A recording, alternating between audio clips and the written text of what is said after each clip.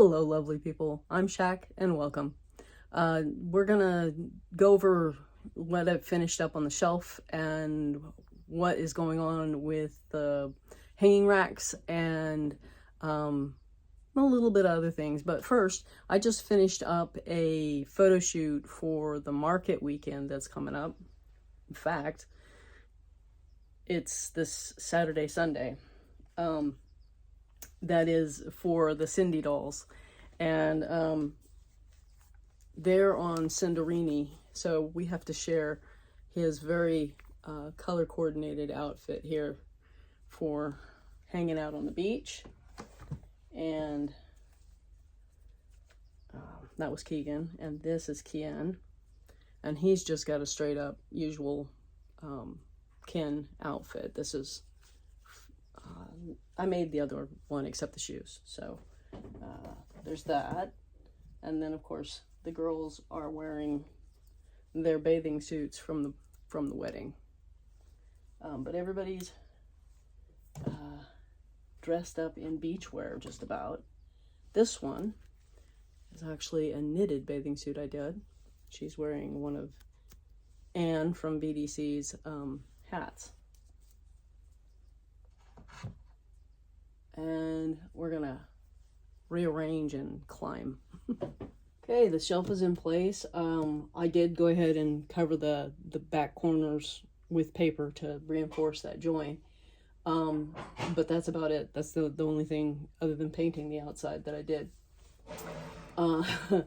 As you can see, we have a lot of shoes, and bags are up there, but we managed to get all the Ken shoes in here, as well as Cindy's shoes and the Illy shoes and a few of the other shoes from Lika Chan.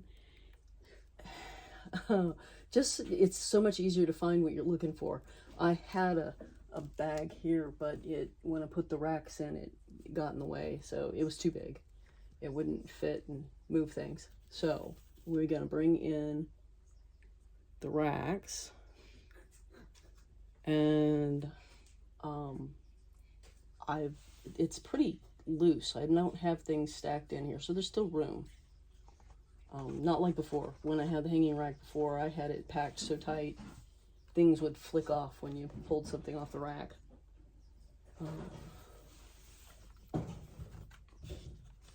And I do think I'm gonna have to make another one of these because I've got more dresses and there's not enough room. And I ran out of hangers, so this rack is not full. And that led me to redesign the hanger jig that I made. But as you can see, I kind of don't want another one because you can move it to the side and access the shelves. But you know, it's that balance of, do you make another hanging rack or do you keep access to your back shelves? And I kind of think I better make another hanging rack, and then I'll just be in the habit of pulling it out and putting it up on top to get to the stuff in the back. But I like that I can slide it back and forth. That's gonna be hard to give up. Well, I guess I'll see. I haven't even made it through the bag of Cindy, Illy, and what else is it? Barbie, Cindy, Illy, Barbie, and just generic clothes. I had them all together in a bag, and I haven't even hung up all of that. And I've got a box from Anne's wardrobe from BDC, and I've got a box of homemade stuff that still has to go on the rack. So yeah, I think I'm gonna have to have another rack, and I have another box of Lika Chan clothes, which I would like to fit over here, just so that everything is together so I can find it. But I don't know. Let's go look at the jig and what I changed. So the holes right here is where the bottom part of the jig used to be, and I took the brass tubing out of there and moved it. And I actually made sure that I had them set up square, which I might have done the first time, but it just wasn't right. Here's the hanger that this produces, sort of, there. I probably can't get it to go back on here, but anyway, that's basically the hanger that it produces. And I got rid of, I stopped trying to put a little divot there for straps, because it's just easier to do this and use the tiny clothespins. You end up kind of having to use the clothespins anyway. The clothes slip or slide around on the hangers, and so those clothes that are inclined to fall off are going to do it no matter whether there's a little divot there or not. So I decided to eliminate that part of the jig and altered it slightly. So there we have that. I also, when we were up there, did not share that I have made a new dress. The Mamselle magazine for Cindy is having an anniversary coming up, and the theme was Lady in Red. So I'm going to see how many red dresses I can put together, but Tony's the first model with her red dress, and it just slips on. It is a little challenging because of the straps. If I hadn't put the straps on there, then it would just slide on. It'd be pretty easy, but the straps make it a little bit challenging to put on. And that's where, if I'd made it an opening in the back, that would have solved that. But basically, it's the free instructions for how to make a sheath dress that's on my website. And this little one, who I still haven't remembered her name, got a wig. I want to make little horns, because she's got the magnets. I think I shared that before. She's got magnets up here, and I want to make little horns to magnet in here. So maybe that's what we should do today. I had to pick out a color for the horns, which I think might have been the hardest part. Then I thought, well, I've done horns before. I'll pull out that pattern, which is this teeny tiny little thing. But I felt like it was gonna be too short a horn, and it was gonna kind of get lost in her hair. And I also wanted a little bit of bend, so I put it on a piece of paper, traced it, and then extended it. And then we will also take a little dart out of it before we sew it together. So let me get those. Oh, and we're going to need 2 circles for the base for each horn. I got distracted in the thread drawer because I have a bad habit of not tucking my ends in. You know that the part of the spool opens like that, so you can trap the end so that it doesn't end up with a string mess. And you can do the same thing with these by kind of pulling the edge end free and doing that. Anyway, I got distracted because almost everything got put away without tucking the ends, and I was getting tangled. And no, I don't have any green the right color, and which is why I have 2 grays out. And I was trying to decide which gray was the better gray. The one that's slightly darker or slightly lighter, and I think darker is the better way to go when you want it to disappear. And look, I'm gonna tuck the end. There, put it away properly this time. I also had to go find some magnets. I've got some here that it's 1.8 pound hold per inch, I think is how it's, they tell you the strength. Anyway, so you want to make sure that it'll hold through the wig and through the piece of felt that's going to be at the bottom. And that looks pretty good, like a pretty good hold. It went right to it. There was no guessing. So that looks like a good hold, and it's not that hard to get off. So that looks like a good magnet for this. Okay, I've got these 2 pieces lined up exactly matching, and then I'm going to open it out and put a pin in here so that I sew in my little dart on mirror image, because they while they're very close, they're not exact and, you know, like symmetrical. So I just kind of want to make sure that I end up with them looking somewhat what a mirror image. That's what I'm trying to say. And I had a, yeah, I had a needle and thread. Where'd it go? Okay. So I folded this up. So there's the top of the horn and the bottom of the horn. I put them evenly there. And then I'm going to just make a little half circle, I guess.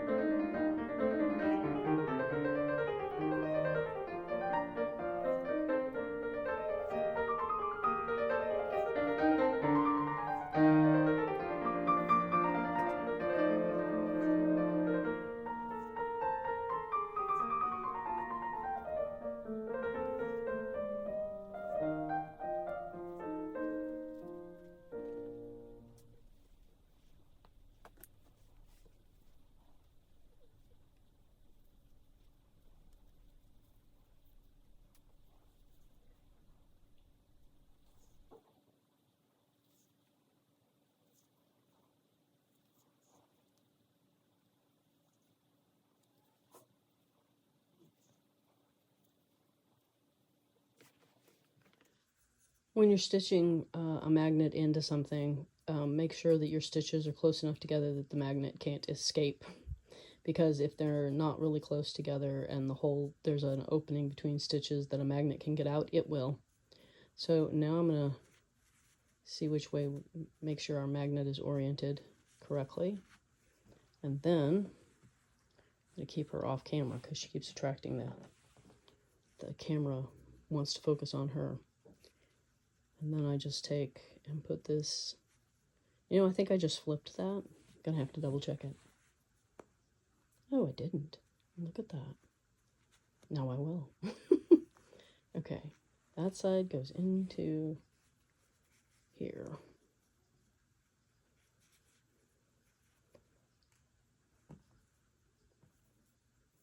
Also, I'm using felt scraps to stuff this, or cotton. The wool is spongier than what I want, so I'm gonna make sure I keep a stiffer stuffing in it. And then when I stitch it to the body of the horn, I don't have to make as small stitches. But I do have to stop and finish stuffing it at some point.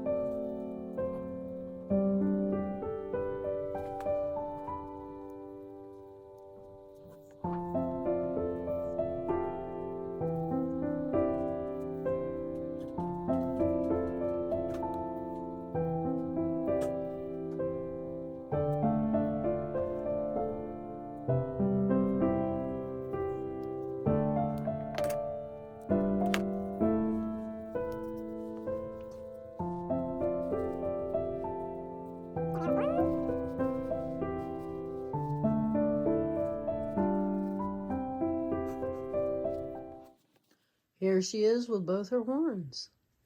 And that was pretty cool. They come off really easy. They go back on, so she can wear them or not.